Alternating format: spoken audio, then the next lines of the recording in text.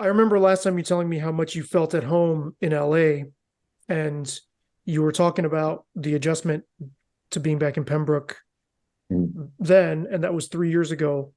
mm. And you were talking about that earlier. It's it's interesting because the people I know from the Northeast who've moved to that part of the country have complained that of the overabundance of sun and the lack of a seasonal punctuation. But it's interesting to hear you have to sort of make sure you properly ration your intake of sunlight. Yes. Priorities. They shift. And I mean, I know you told me last time you were always doing things in the music store that your parents owned, and that was right by that building was the one where the Trans Canada Highway used to go right behind it or something, right?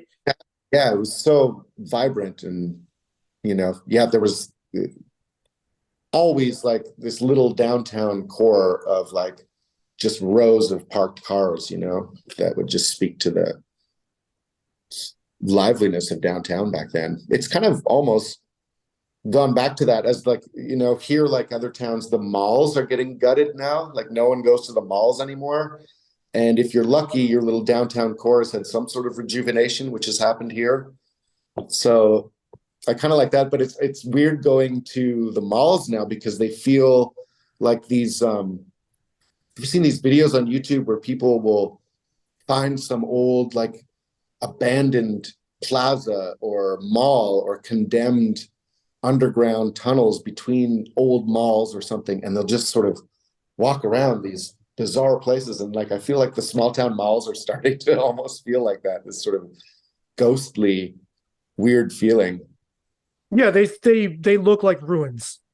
Yeah, and they're becoming antiques, which is very odd, interesting.